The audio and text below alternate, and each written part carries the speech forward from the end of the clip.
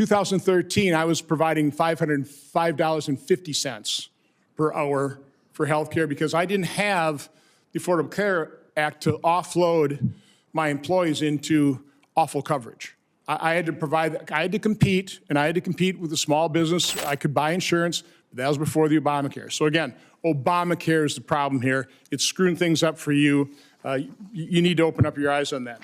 The way are the temporary COVID enhanced subsidies that the Democrats set to expire the end of 2025 because the pandemic's over. The vast majority of people on these changes, they don't lose subsidies. They just go back to the original Obamacare subsidy rates. There is a small group, and I think, Mr. Lehman, you may be part of this group, that makes over 4% of the poverty line.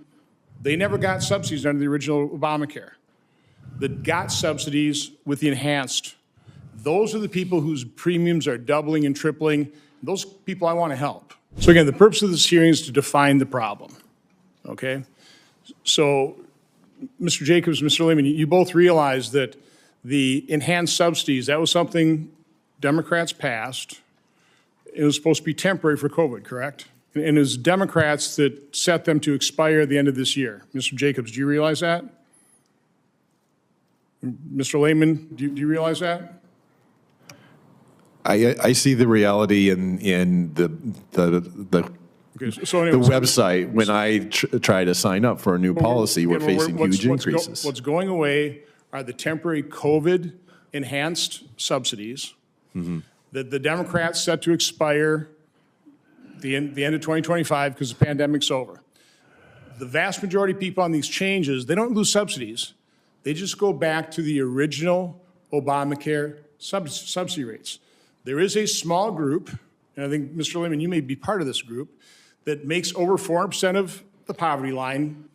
They never got subsidies under the original Obamacare. That got subsidies with the enhanced. Those are the people whose premiums are doubling and tripling. Those people I want to help, truthfully. I mean, government caused these premiums to skyrocket. You know, we're part of government. Maybe we ought to do something to help people while we start fixing a horribly broken system. But I want to use both of your own experiences here. We'll start with you, Mr. Jacobs. You've got a gold plan. Again, this is with interviews with our staff. Yep. This year, you've got a gold plan. You paid $14,529, and you didn't qualify for any subsidy whatsoever because your income level is too high. Is high enough, right? Yeah. Again, for a person of two, not to have a qualified, I won't press you in terms of what your income is, but it's definitely over 400%.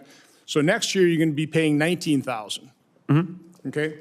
That's not because the enhanced subsidies you didn't qualify for.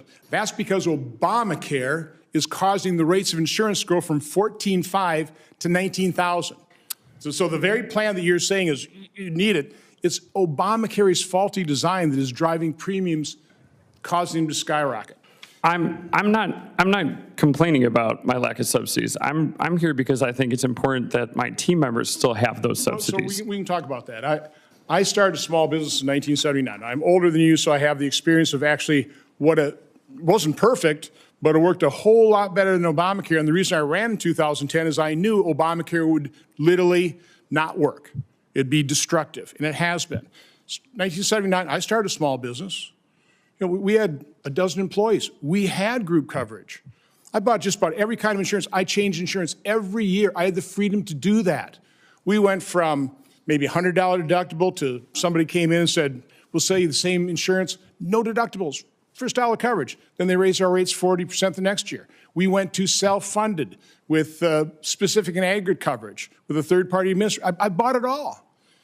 It wasn't perfect, but it worked a whole lot better, and I was able to provide insurance for my company. Now, I did notice in the interview you said, or I think this is actually in an article, you're paying about $7,000 a month for your roughly 75 employees? Something like that, yeah. To help them, which is great. I mean, so you're deferring. I'm trying to, yeah, I mean, we're trying to do what we can. So you do the math on that. So as an employer, you're kicking in about $100 per month per employee. That turns out to be about 62.5 cents per hour. And I appreciate you doing that. 2013, I was providing $505.50 per hour for health care because I didn't have the Affordable Care Act to offload my employees into awful coverage.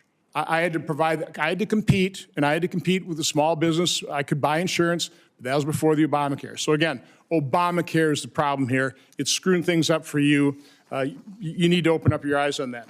Mr. Lehman, so last year you did get a subsidy, correct? This year you're not getting a subsidy, which would imply that you're above 400% of poverty line. So with the enhanced subsidies, there was no income limit. So you had to pay up to 8.5% of your wage then you got a subsidy above that, correct?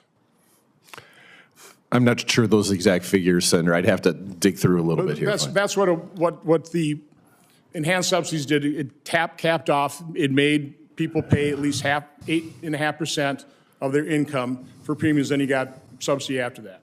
So this year, you don't get a subsidy because you're over 400% of income. So again, the reason your premiums are skyrocketing from your net premium from $6,000 to over $18,000 is because Democrats scheduled that enhanced premium as a temporary subsidy. That's going away. Again, I've got some sympathy for people who are lured into retirement during the pandemic and now are stuck with these Obamacare plans that you're actually lucky.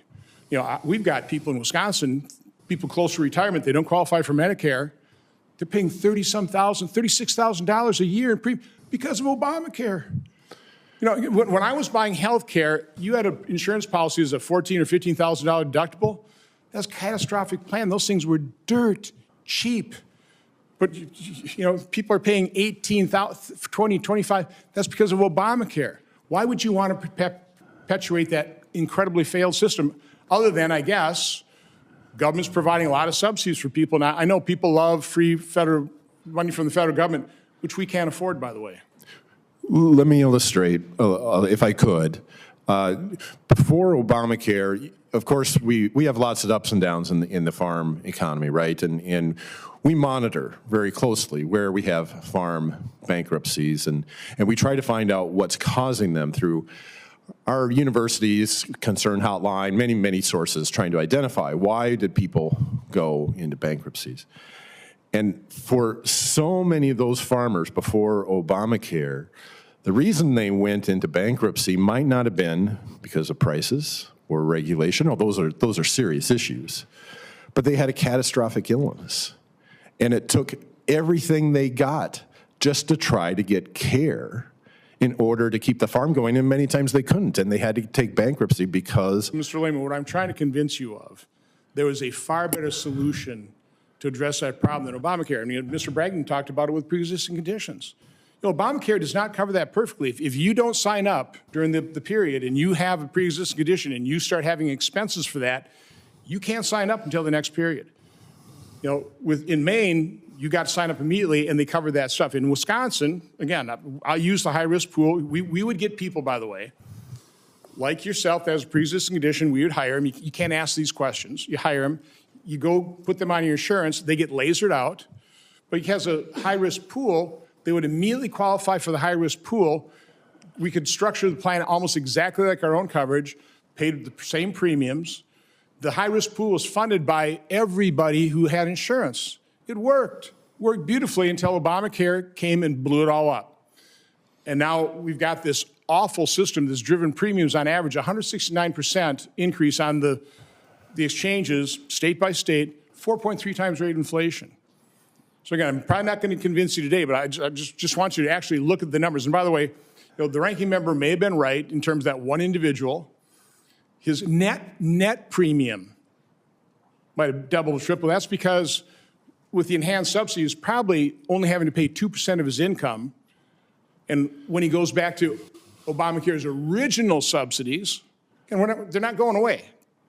Of the 24 million people, about 6 of those are probably phantom. So, but of the 24 million people, 22 million are going to continue to be subsidized under the original Obamacare plan. If you don't like that, if you think your insurance rates are too high, blame Obamacare. Don't blame the fact the enhanced subsidies aren't continuing. But again, people like you who are above 400% that got lured into retirement, facing $36,000, I want to help them. I've actually got a plan, but it doesn't have to cost a couple $100 billion. It costs a couple billion.